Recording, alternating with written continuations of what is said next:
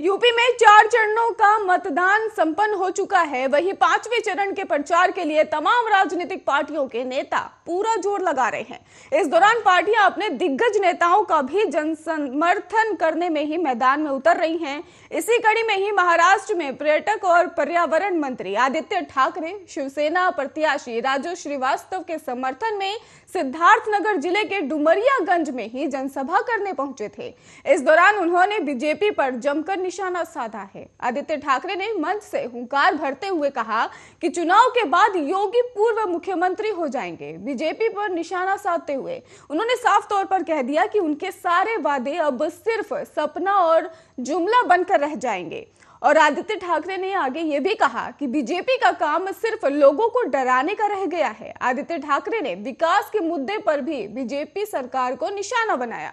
उन्होंने कहा कि यहाँ विकास के नाम पर कुछ नहीं हुआ है। उन्होंने कहा कि सीएम योगी अन्य राज्यों में जाकर बड़े बड़े दावे करते हैं। उत्तर प्रदेश में तमाम बड़ी कंपनियां इन्वेस्ट कर रही हैं, लेकिन सच्चाई कुछ और है। आदित्य ठाकरे ने यह भी कहा कि प्रदेश में अत्याचार बढ़े हैं, महिलाएं बिल्कुल भी सुरक्षित नहीं हैं। इसके साथ ही सामाजिक अन्याय भी बढ़ा है। धर्म के नाम पर प्रदेश में नफरत बढ़ रही है। उन्होंने कहा कि यह सरकार ऐसे कैसे चलेगी।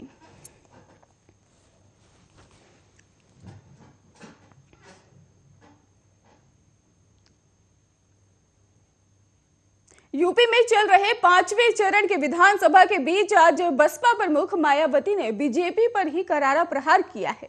उन्होंने ट्वीट कर कहा कि उत्तर प्रदेश में हो रहे विधानसभा के आम चुनाव को प्रभावित करने के लिए देश में कभी आतंकवाद के नाम पर, कभी महाराष्ट्र में चल रही जांच एजेंसियों की गतिविधियों को भी लेकर जो कुछ हो रहा है यह अति दुर्भाग्यपूर्ण। जनता जरूर सतर्क है। और यूपी में हुए पिछले 4 चरण के मतदान में ही बसपा प्रमुख चुनाव में काफी कम सक्रिय दिखाई दे रही थी, लेकिन चौथे चरण के मतदान से बसपा प्रमुख सक्रियता अचानक से बढ़ गई है। यूपी के चौथे चरण के चुनाव में बसपा प्रमुख ने सियासी तीर चलाने शुरू कर दिए हैं। बुधवार को यूपी के चौथे चरण के चुनाव में ही 9 जिलों की 59 सीटों पर मतदान के दौरान अपना वोट डालने के बाद ही बसपा प्रमुख मायावती घर से निकली और लखनऊ में अपना वोट डाला। वोट देने के बाद ही मायावती ने साफ तौर पर कहा कि मुसलमान समाजवादी पार्टी से खुश नहीं है, वे उन्हें वोट नहीं देंगे। यूपी के लोगों ने वोट देने से पहले ही सपा को नकार दिया है, क्योंकि सपा को वोट देने का मतलब गुंडा राज, माफिया राज और सपा सरकार में हुए दंगे सपा नेताओं के चेहरे बता रहे हैं कि वे सत्ता में नहीं आ रहे हैं।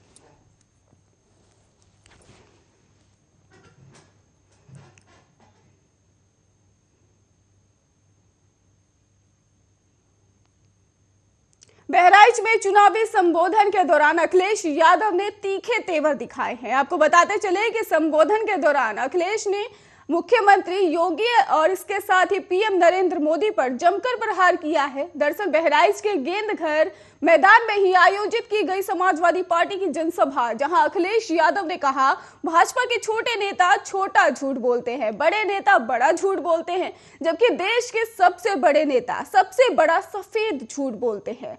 तो वहीं अजय मिश्रा टैनी के बेटे आशीष मिश्रा द्वारा दी गई घटना को बताते हुए अखिलेश यादव ने कहा मंत्री का पुत्र किसानों को ही कुचल कर मार डालता है। जब विपक्ष आवाज उठाता है तब उसे जेल भेजा जाता है, लेकिन अब वो जमानत पर रिहा हो चुका है, लेकिन जनता उसे जमानत नहीं देने वाली है। मुख्यमंत्री योगी आदित्यनाथ पर तंज कसते हुए अखिलेश यादव ने कहा हमारा घर मुख्यमंत्री का घर आसपास ही है, और जब हम देखते हैं तो मुख्यमंत्री के घर से धुआं उठता दिखाई पड़ता है।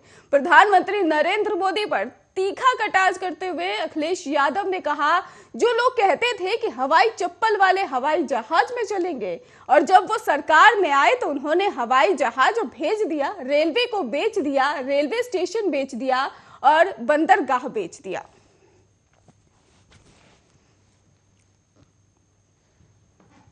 जो लोग कहते थे कि हवाई चप्पल वाले हवाई जहाज में चलेंगे,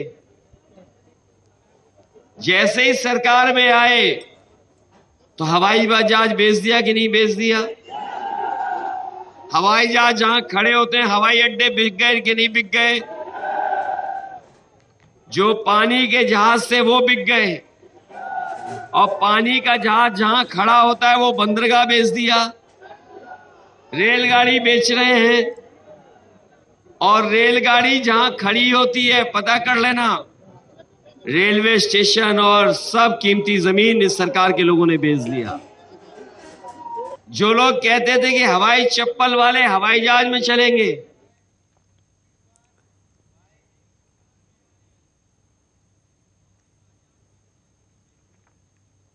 एटा में एक युवक का शव मिलने से हड़कंप मच गया। पूरा मामला मलावन थाना क्षेत्र अंतर्गत गांव सेंथरी के पास हाईवे 34 के किनारे मिला अज्ञात युवक के शव का बताया जा रहा है। तो वही सूचना मिलते ही मौके पर पहुंची पुलिस, इलाका पुलिस जांच पड़ताल में जुट गई है और युवक की उम्र लगभग 28 से 30 वर्षीय बताई जा रही है।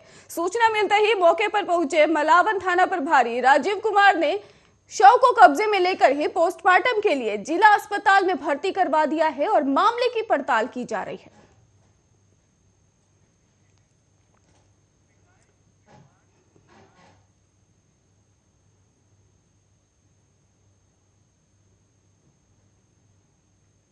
वहीं मेरठ में एक कपड़ा व्यापारी ने खुद को गोली मारकर आत्महत्या का प्रयास किया है, जिससे परिजनों में दहशत का माहौल दिखाई दे रहा है।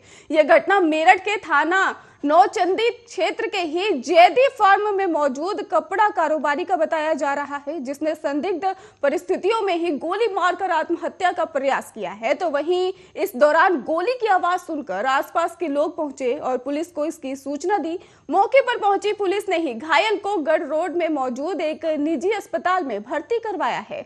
दरअसल पीड़ित दुकान से लौटकर अपने आवास के ही नजदीक कार में बैठा हुआ था और व्यापारी 4 व्हीलर कार में ही कपड़ा व्यापारी में खुद को ही गोली मारकर सुसाइड का प्रयास किया है।